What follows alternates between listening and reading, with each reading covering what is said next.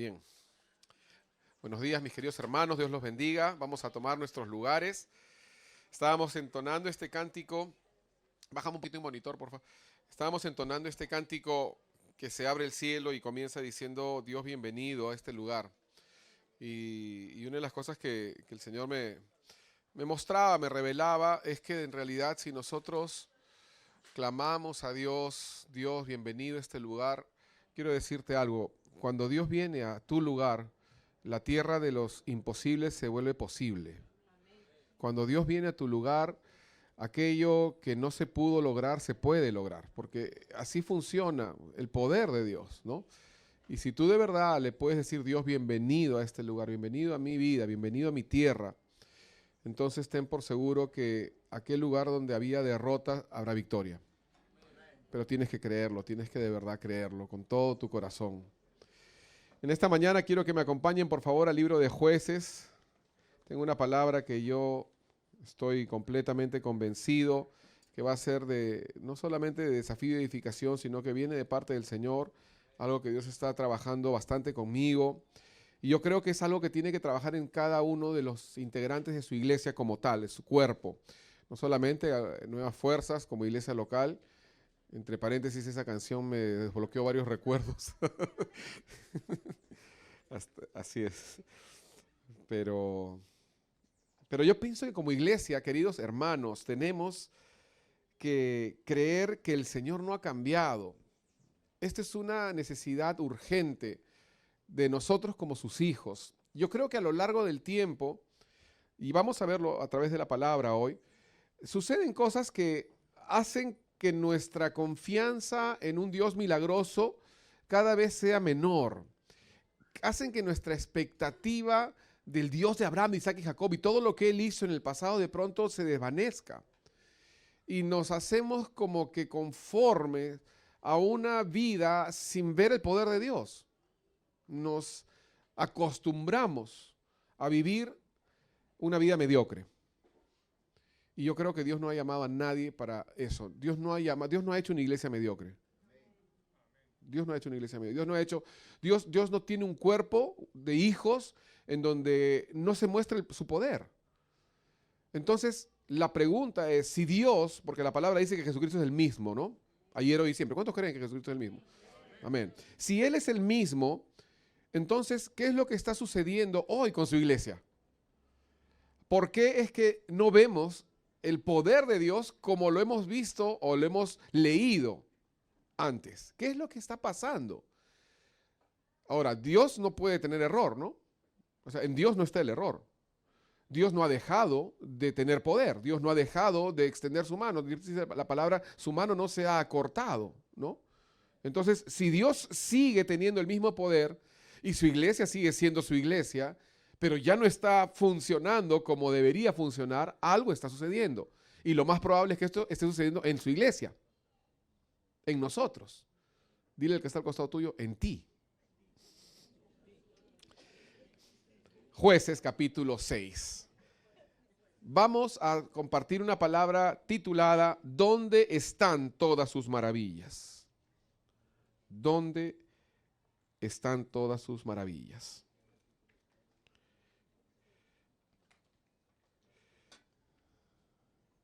Vamos a leer, por favor, Jueces capítulo 6. Si lo tienes, puedes decir alto y claro, amén. Bien, déjenme, por favor.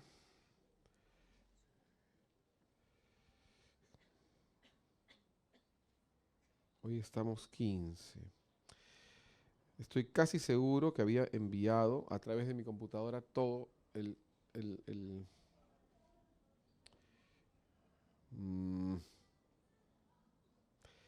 no lo tengo acá, qué pena. Iba a enviar, lo había enviado. Voy a enviar, toda la prédica mejor completa, la parte de atrás.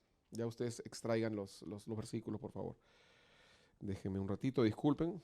Generalmente yo envío al grupo de medios la palabra para que ellos puedan proyectar los versículos. Así que ahora voy a enviar todo lo que tiene que ver con el mensaje. Ahí está.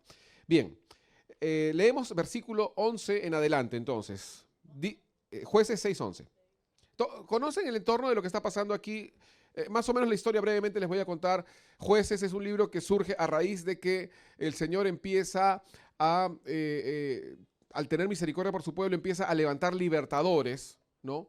Cuando decimos jueces, no nos referimos a personas que son, que juzgan como tal, sino a personas que hacen la justicia de Dios. Son los jueces que Dios pone para ejecutar la justicia de Dios sobre el pueblo enemigo, que lo tiene subyugado al pueblo de Israel, y les da libertad. Jueces o libertadores sería el término más apropiado para este libro de Jueces. Hubieron varios jueces, uno de los cuales fue Gedeón. En esta circunstancia de los libros de los jueces, el Señor está a punto de levantar un juez más, porque cada vez que el pueblo del Señor era libertado, volvían otra vez a su idolatría, volvían otra vez, pero a causa del pacto de Dios con su pueblo, el Señor levantaba libertadores para poder librarlo de la mano de los enemigos. En este caso el enemigo eran los madianitas, y la palabra dice que el Señor entregó a su pueblo a los manos madianitas debido a las acciones que ellos hacían de alejarse de Dios. Entonces Dios levanta un juez llamado Gedeón. ¿Cómo vivía el pueblo de Israel en medio de la opresión? Bueno, vivía subyugado, vivía con temor. De hecho, la palabra nos enseña que todo lo que hacían lo hacían a escondidas, porque los madianitas venían y destruían todo lo que hacía la nación. Entonces ellos tenían una cosecha, venían y la quemaban, la destruían y arruinaban todo lo que el pueblo de Dios quería hacer para levantarse. ¿Por qué? Porque tenía que estar subyugado. Esa es la historia, la introducción, a donde entramos en el versículo 11, que el Señor visita a esta nación una vez más a través del ángel de Jehová, o mejor dicho, a través de Jesucristo, como una teofanía en el Antiguo Testamento. Dice el versículo 11, Jueces 6:11. Y vino el ángel de Jehová, y se sentó debajo de la encina que está en Ofra, la cual era de Joás Abieserita.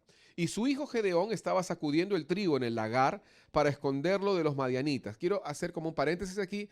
¿Qué quiere decir? ¿Por qué se tenía que sacudir el trigo? Bueno, para separarlo de la cizaña.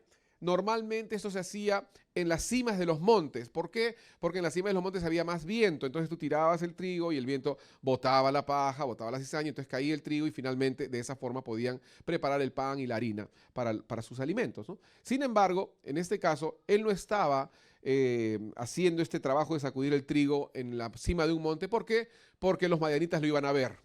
Y si lo veían, entonces iban a destruir cualquier tipo de alimento que tuvieran. Entonces tenía que hacerlo a escondidas. ¿Cuál era el lugar escondido? En este caso, era un lagar. ¿Alguien sabe para qué es un lagar? El lugar es exactamente un lugar, digamos, en el subsuelo, ¿no? O sea, al ras, lo más bajo posible, donde se pisaban las uvas para poder hacer el vino, ¿no? Ahí tuvo que ir Gedeón para poder esconderse y hacer digamos, una trilla o separar el trigo con poco viento, de una forma mediocre quizás. ¿Por qué? Por temor a que le robaran todo los madianitas. ¿Están conmigo? Bien. Entonces dice, y el ángel de Jehová se le apareció y le dijo, Jehová está contigo, varón esforzado y valiente. Y Gedeón le respondió, Señor mío, si Jehová está con nosotros, ¿por qué nos ha sobrevenido todo esto? ¿Y dónde están todas sus maravillas que nuestros padres nos han contado, diciendo, no nos sacó Jehová de Egipto? Y ahora Jehová nos ha desamparado y nos ha entregado en mano de los madianitas. Y mirándole Jehová le dijo, ve con esta tu fuerza y salvarás a Israel de la mano de los madianitas. ¿No te envío yo? Entonces le respondió, Señor mío, ¿con qué salvaré yo a Israel? He aquí que mi familia es pobre en Manasés, y yo el menor en la casa de mi padre. Jehová le dijo, ciertamente yo estaré contigo y derrotarás a los madianitas como a un solo hombre. Amén. Entonces en este relato bíblico, que es histórico, que sucedió, vemos cómo el Señor se le aparece a Gedeón y le da un encargo. Y él estaba agitando el trigo para que se pueda separar de la cizaña en un lagar. La historia de Israel durante los jueces fue una historia difícil, de rebeldía y arrepentimiento, de guerra y paz, de alejarse de Dios y volver a Él constantemente. Ese es el libro de los jueces, así fue. Los madianitas tenían subyugado a Israel, como lo dije al comienzo. Israel no podía hacer nada porque los madianitas lo que hicieran lo destruían, demostrando su imposición, demostrando su autoridad y autoritarismo sobre esta nación de Israel. No solo Gedeón, sino que todo Israel, todo el pueblo, tenía muy en lo profundo de su corazón esta pregunta. Gedeón refleja a través de su diálogo con el ángel el sentir de todo el pueblo. ¿Y cuál era ese sentir? ¿Por qué nos ha sobrevenido todo esto y dónde están todas sus maravillas?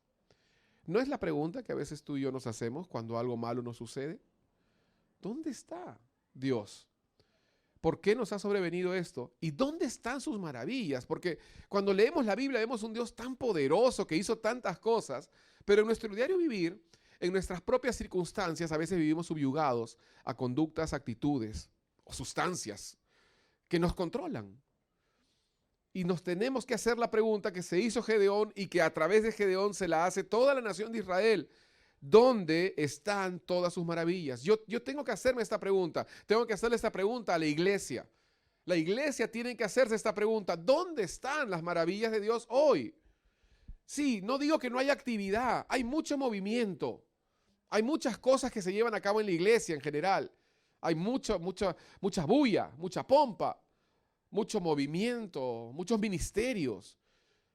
Pero yo incluso insisto en hacer esta pregunta, pero ¿dónde están sus maravillas? No dónde están las nuevas canciones, no dónde están los nuevos seminarios y conferencias, no dónde están los nuevos templos siquiera. ¿Dónde están sus maravillas? Y yo creo que tú y yo tenemos que hacernos esta pregunta, porque la iglesia sin las maravillas de Dios no es la iglesia. Algo está sucediendo. Y yo espero con lo más profundo de mi corazón que hoy podamos nosotros salir de este lugar diciendo, ¿dónde están las maravillas de Dios? Yo quiero ver las maravillas de Dios. Yo necesito ver las maravillas de Dios. No porque yo lo sigo por sus maravillas, sino porque Él es un Dios que la Biblia dice que solo hace maravillas. Y si Él hace maravillas, yo quiero verlas en mí. ¿Tú no quieres? Amén. Entonces, ¿dónde están las maravillas que hemos oído? ¿Dónde están las maravillas que nos han contado? A veces escuchamos testimonios. No, y el Señor hizo esto, ¿no? Incluso no solamente en el Antiguo Testamento, en nuestro siglo. Cosas que Dios hizo en nuestro siglo, cosas que Dios hizo con algún amigo, con algún familiar, o algún predicador de pronto dice, sí, el Señor me usó para poder traer esto, para poder hablar de esta forma, para poder bendecir a esta persona sanó, esta persona resucitó, esta persona fue bendecida de esta forma. ¿Dónde están sus maravillas? Yo creo que es un reclamo justo. Yo no creo que tenemos quizás el derecho de reclamar a Dios que haga algo porque es un capricho nuestro. Yo no creo eso. Pero sí creo que como pueblo de Dios, que seguimos a un Dios que dice que solo hace maravillas, podemos hacernos esa pregunta lícitamente, humildemente y decir, Señor, como lo hicieron sus siervos, tú eres el Dios de Abraham, de Isaac y de Jacob. Tú hiciste esto por ellos. Yo necesito ver tu mano. Yo necesito que tú, hemos dicho ahora, seas bienvenido a este lugar. Porque cuando tú vienes, nada queda igual. Algo sucede. Y si en nuestras vidas todo está siendo igual, es porque Dios no nos está visitando. La iglesia de hoy debe tener este clamor, este cuestionamiento, este reclamo santo. El día que no extrañemos la mano poderosa de Dios será el día que yo llamo el día del conformismo. Será el día de lo que vamos a hablar ahora, de 4 puntos y se los voy a decir ya por adelantado. 4 puntos que es los que son estudiantes de las leyes que estamos aprendiendo van a rápidamente identificar. Lo que sucede en la nación de Israel, lo que nos sucede a nosotros, porque no somos derrotados de la noche a la mañana, no nos alejamos de Dios de un día para otro. Nadie de pronto se levanta un día y dice, hoy quiero dejar a Dios, ¿no? Nadie hace eso, no sucede así, sino que es progresivo. Y en este caso, vemos que hay 4 pasos para llegar a la derrota, 3 pasos antes de la derrota, antes de tirar la toalla. Y yo no quiero que ninguno de nosotros tiremos la toalla. Pero hay 4 pasos y tenemos que estar advertidos desde el primero. Porque justamente si nos damos cuenta en el primer paso que estamos yendo en un camino incorrecto, podemos reflexionar y volver. Y yo le daría gracias a la persona que me pueda decir en qué momento me estoy desviando para no llegar a peores. Amén. Número 1, la costumbre. Número 2, el conformismo. Número 3, la adaptación. Y número 4, la derrota. Estas son las 4 etapas que suceden para que finalmente terminemos lejos de Dios. Y vamos a estudiar cada una de ellas de una forma breve para que podamos estar atentos. No vaya a ser que yo esté siendo una persona que me estoy acostumbrando a no ver la mano de Dios.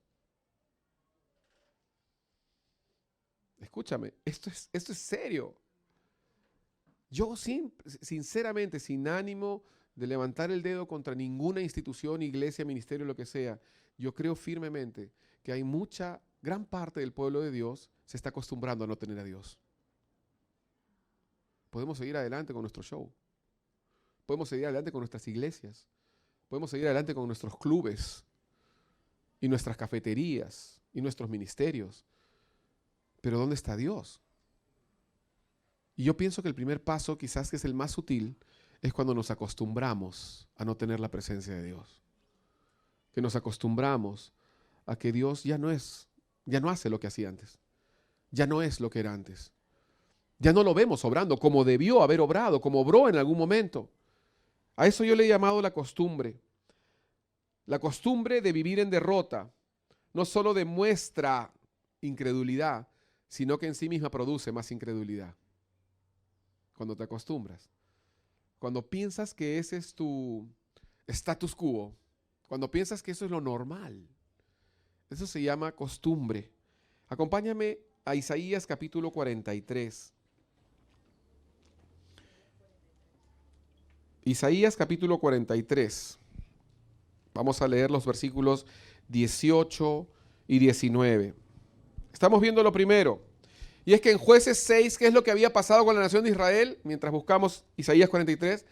La nación de Israel, en la época de Gedeón, en la época de los jueces, se había acostumbrado a la derrota. No hay nada más triste, de verdad, que ver un cristiano y verme a mí mismo. No estoy hablando de ti, estoy hablando de mí. Acostumbrándome a no tener victoria.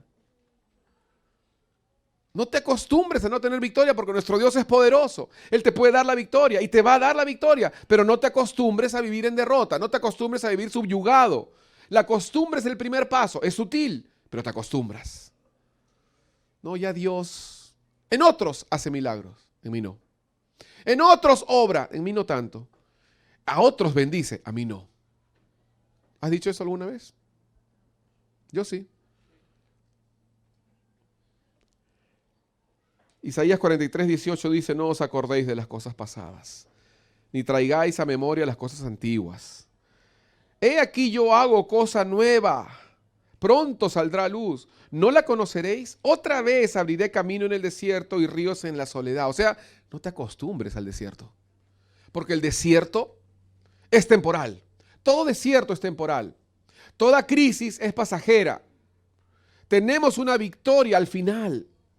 No te conformes al desierto. No hagas tus casas en el desierto, porque el desierto es temporal. Estamos yendo a la tierra prometida. Estamos yendo a la victoria de Dios en nosotros. Estamos yendo a algo más grande. No te puedes acostumbrar a vivir en el desierto, a vivir en derrota, a vivir subyugado. No te puedes acostumbrar. Por eso es que el Señor le dice a su pueblo, escuchen, no recuerden las cosas pasadas, no hagan memoria de eso. No estén pensando que porque fueron derrotados siempre serán derrotados. Yo voy a hacer algo nuevo. Y voy a abrir camino en el desierto. Voy a abrir ríos en la soledad. Tiene que haber en ti una expectativa de que Dios, nuestro gran Dios, va a hacer que nuestro mañana sea mejor que nuestro hoy. Pero tiene que haber una expectativa.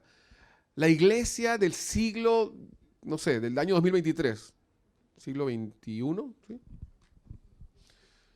Tiene que ser una iglesia que cree en Dios. Imagínense que hemos llegado al punto de predicar eso. Tenemos que ser cristianos que creemos en Cristo. O sea, ¿cómo estaremos viviendo de mediocres que estamos predicando el evangelio a los cristianos? Tiene que haber una expectativa. Tienes que creer cuando Dios te dice yo voy a abrir un camino en el desierto. Tienes que creer cuando Dios te dice que tu mañana será mejor que hoy. La costumbre. No os acordéis. No te acostumbres a que Dios no obre milagros en ti, hermano, ni a través de ti. Dios abrirá un camino en el desierto, ríos en la soledad. Ahora acompáñame a Romanos capítulo 12. Vamos a entrar al conformismo. El conformismo es el siguiente paso. Cuando ya te acostumbras a cierta conducta, cuando ya te acostumbras a ciertos hábitos, a cierto estilo de vida, y que eso no cambia, ¿no? No cambia porque ya es constante. Tú has vivido en derrota, estás viviendo subyugado a algo quizás. No estás viendo que Dios rompe la situación o que Dios trae una victoria contundente, sino que constantemente ves la misma lucha y la misma derrota. Eso puede ser en tus hijos, puede ser en tu trabajo, puede ser en tu vida espiritual, puede ser en tu relación familiar, puede ser en cualquier cosa, pero estás viendo que da vueltas en lo mismo, y vueltas en lo mismo, y vueltas en lo mismo. Te puedes acostumbrar. No te acostumbres. Porque si te acostumbras, va a llegar el momento en que vas a conformarte. Y vas a decir, bueno, esto es, así es, tengo que manejar esto, así será siempre. Queridos hermanos, así no será siempre. Si algo pretende esta palabra es poder despertar nuestra expectativa en un Dios poderoso, en un Dios que mañana va a hacer grandes cosas y que quizás hoy sea un poco oscuro, pero mañana saldrá el sol. Lo último que quiero que pienses es una prédica motivacional para agitar emociones. Para nada. Estoy hablando de la palabra de Dios. Y claro que la palabra de Dios me emociona. Porque no hay nadie más motivador que Dios. Su palabra. No las motivaciones de hombre.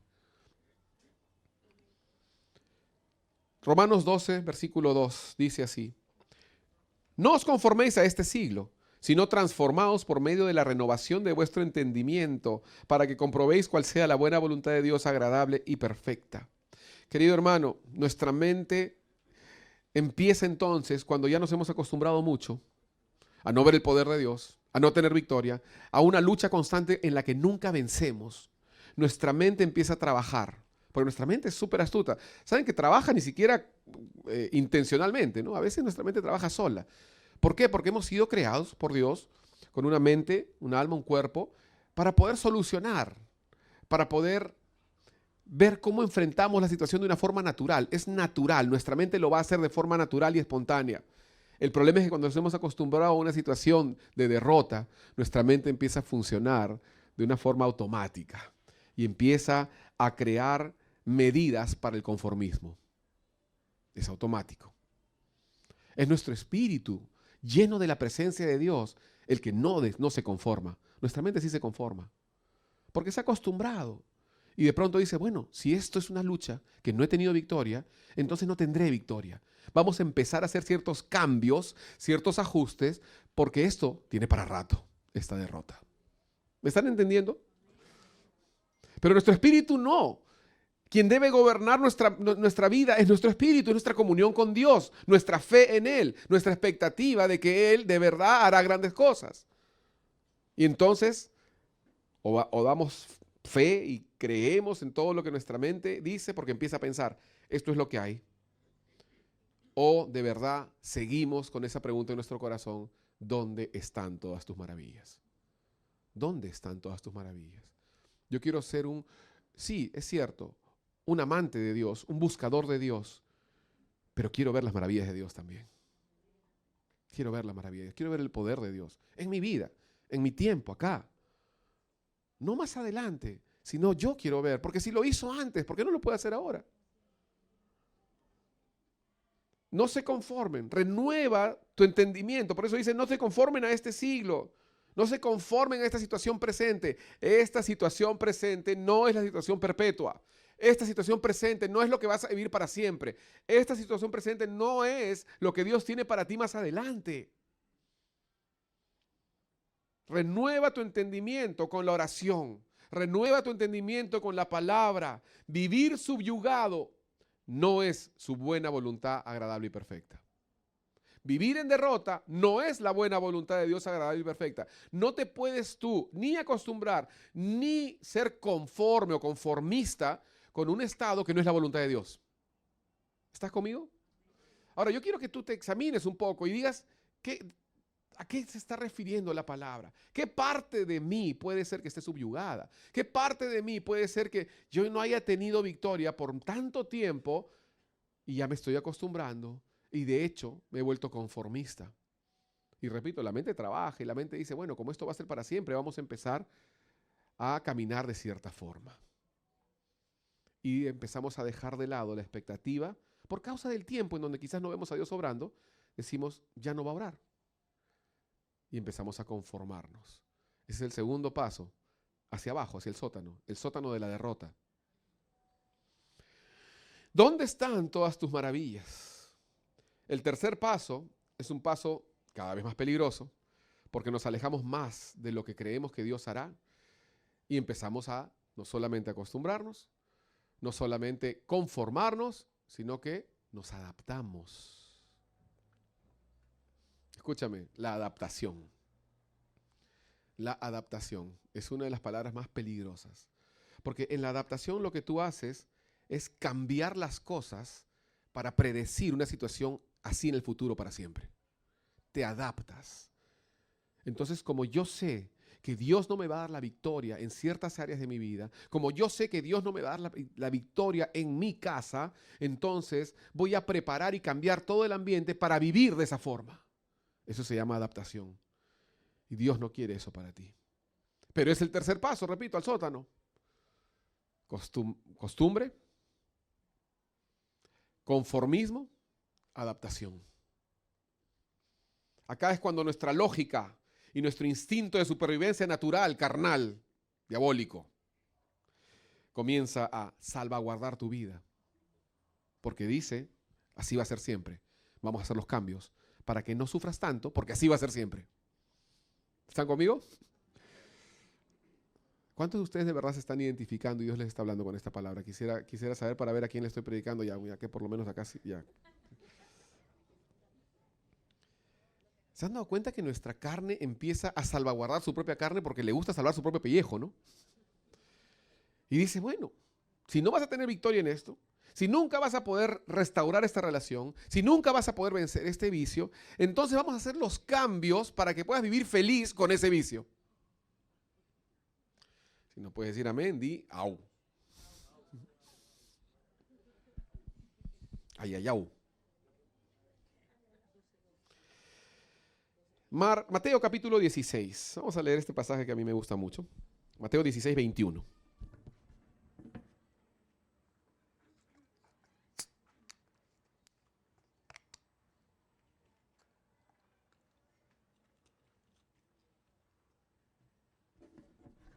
Estamos hablando del instinto de supervivencia de nuestra carne, ¿no?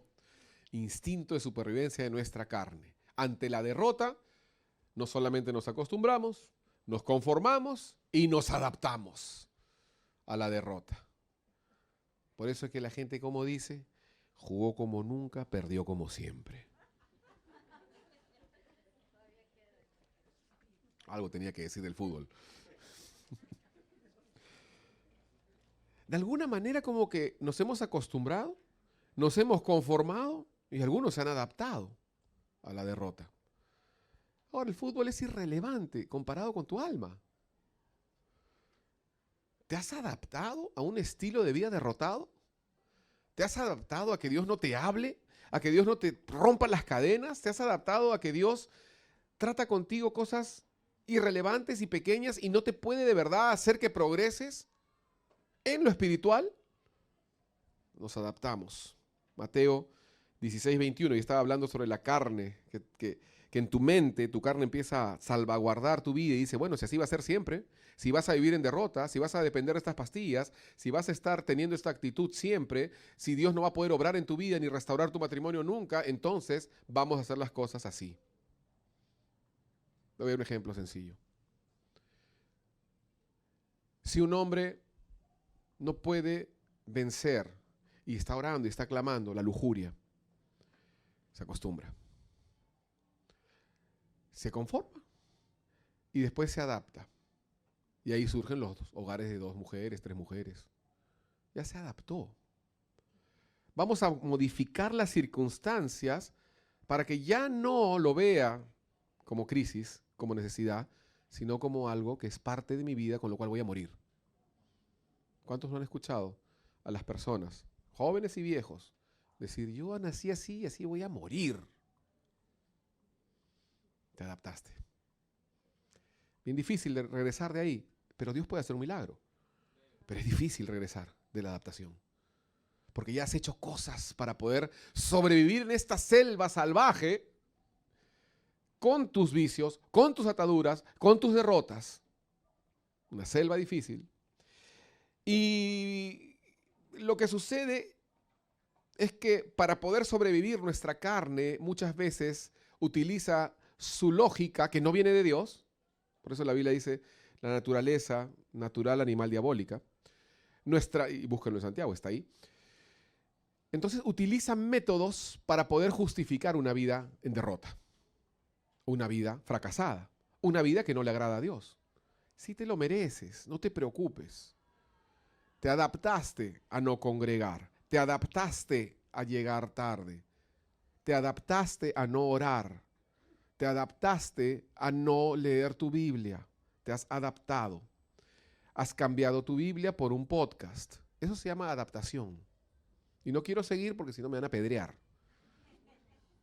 Pero cuando yo hablo de esto, no lo estoy hablando de ti, estoy hablando de mí. Quiero que entiendas eso. Acá estamos todos en el mismo plano. Estos 54 centímetros de podio es algo natural, no es espiritual. ¿Ok? Mateo 16, 21. Desde entonces comenzó Jesús a declarar la victoria, ¿no?, a sus discípulos, que le era necesario ir a Jerusalén y padecer mucho de los ancianos, de los principales sacerdotes y de los escribas, y ser muerto y resucitar al tercer día. Entonces Pedro, tomándole aparte, ahí está la carne, comenzó a reconvenirle, comenzó a reñirlo, ¿no? A corregirlo, diciendo: Señor, ten compasión de ti, en ninguna manera esto te acontezca. Pero él, volviéndose, dijo a Pedro: quítate de delante de mí, Satanás, me eres tropiezo, porque no pones la mira en las cosas de Dios, sino en la de los hombres. Pedro, le dijo él, ¿dónde está tu mira? ¿Dónde está tu visión? ¿Estás tratando de adaptarte, salvar mi pellejo? ¿Pretender que a través de vivir una vida mediocre y adaptarme a una vida mediocre voy a hacer la voluntad de Dios? Porque si eso es lo que tú quieres, entonces tú no estás siendo influido por el Espíritu Santo, sino por Satanás. Por eso le dijo: apártate de mí, Satanás, me eres tropiezo. Pedro, ¿dónde está tu mira? Si vemos las cosas de la tierra, vamos a adaptarnos a la derrota. Tenlo por seguro. Y nunca saldremos de nuestras ataduras, sino que nos adaptaremos a ellas. Y tú hoy eres confrontado con la palabra para tomar una decisión. ¿Vas a adaptarte o vas a renunciar? ¿Vas a adaptarte o vas a creer? ¿Vas a adaptarte o vas a confiar en que Dios te dará la victoria? Puede ser que no la veas hoy, puede ser que no la veas mañana, pero su voluntad es que tú tengas victoria y que no vivas en ataduras. Esa es su voluntad. Volvemos a Jueces, por favor, para que entendamos un poco esta historia, porque en realidad hemos hablado de Gedeón, poco lo hemos mencionado quizás, pero dice la palabra que él estaba, y yo estoy seguro que ya se había acostumbrado ¿cómo se llama? A separar el trigo en el lagar. Yo estoy seguro que él ya se había acostumbrado a eso. ¿Por qué? Porque estaban viviendo en derrota. Te acostumbras a algo, ya sabes dónde está el lagar, dónde está el trigo, a qué hora es la mejor hora donde no van a haber espías de los madianitas mirando, y entonces te acostumbras a ese horario, te acostumbras a esa conducta. Luego te conformas a ella porque dices, bueno, no sabemos cuánto tiempo más durará esto. Y yo no sé si Dios va a responder. Yo no sé si Dios de verdad quiere que yo tenga victoria, porque yo veo que Dios le da victoria a él y a ella, pero a mí no. Entonces te conformas.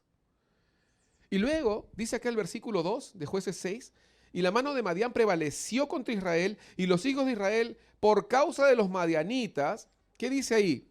Se adaptaron. Se adaptaron. ¿No dice eso? Claro que dice eso. Porque no es que encontraron cuevas, hicieron cuevas. La adaptación implica, a diferencia del conformismo y la costumbre, la adaptación implica un trabajo de tu carne. No tengo ni tiempo y la verdad no he estudiado profundo esto, porque yo sé que aquí hay mucha riqueza de la palabra para hablar sobre esto. Pero a diferencia del conformismo y a diferencia del acostumbrarte, la adaptación implica que tú haces un trabajo, dejas que tu carne construya algo para de alguna forma decretar tu derrota definitiva. Por eso dice, versículo 2, que se hicieron cuevas en los montes y cavernas. Las hicieron. hicieron lugares fortificados. Podían haber clamado a Dios, podían haber creído que Dios les daría la victoria, podían haber declarado la victoria de Dios sobre este enemigo de Dios y de su pueblo. Pero en lugar de ellos hicieron cuevas. ¿Cuáles son tus cuevas que han impedido que clames a Dios por una victoria total en tu vida? ¿Cuáles son tus ciudades fortificadas? Tus muros que puedes haber levantado para evitar el creer que Dios de verdad te va a dar la victoria. Cuevas. Se hicieron, construyeron.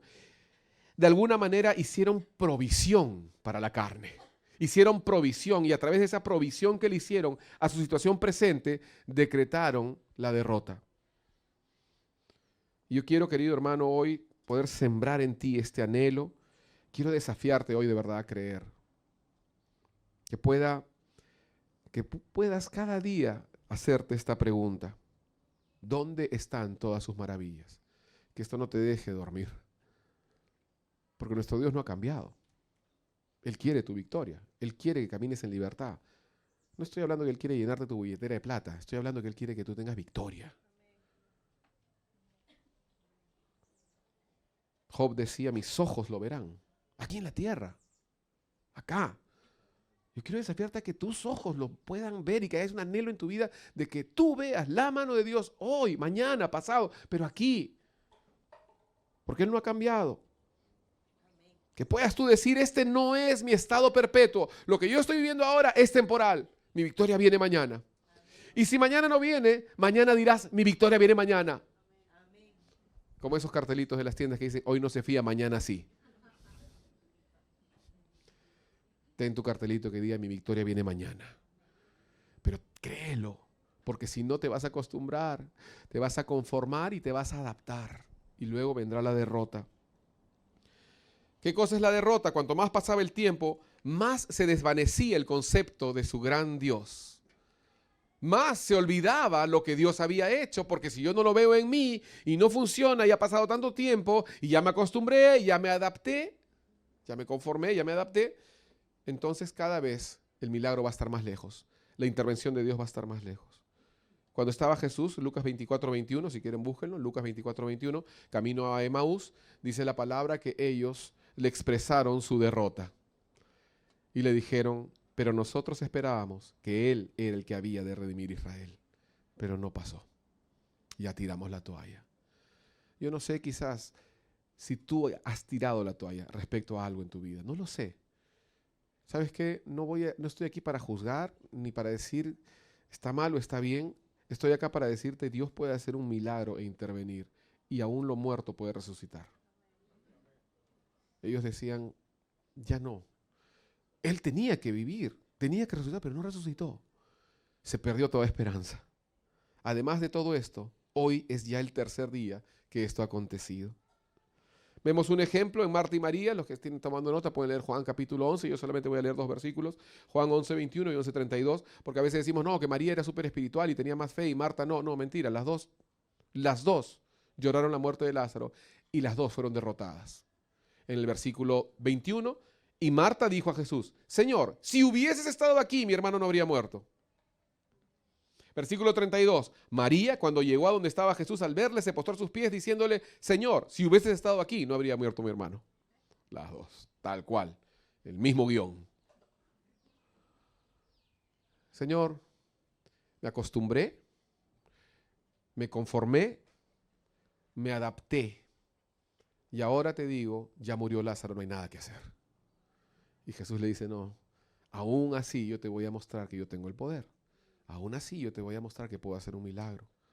No importa en cuál de estas 4 etapas te puedas encontrar, pero que tú puedas ser como este centurión, que en el Mateo 8:8 le dice, Señor, yo no soy digno que entres bajo mi techo, solamente di la palabra y mi criado sanará.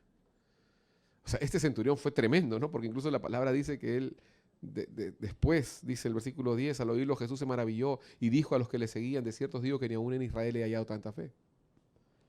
Solo di la palabra, dijo él.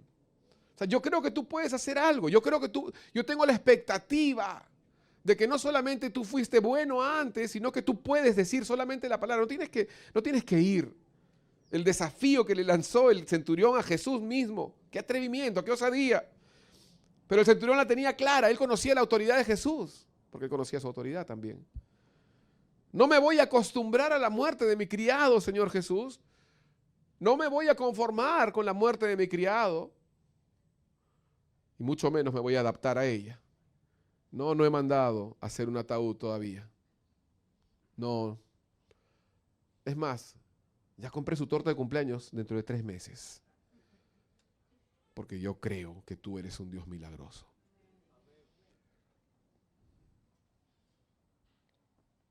No me voy a conformar a mi situación presente, mucho menos me voy a adaptar, porque en Cristo jamás hay derrota. ¿Y por qué digo esto? Porque incluso la misma muerte, dice la palabra, es absorbida en victoria. Tú no tienes un llamado a vivir en derrota, hermano. Voy a invitar a los músicos, con esto termino. Tú no tienes un llamado a vivir subyugado. Tú no has sido llamado para vivir en ataduras. Tú no has sido llamado a acostumbrarte a vivir derrotado. Tú has sido llamado a tener victoria. Y Dios te dice, yo he puesto en ti un espíritu de poder, no de temor, no de cobardía. Por eso digo, hermanos, hoy te desafiamos a hombres y mujeres a creer que en Cristo hay mucho más. Vamos a ponernos de pie.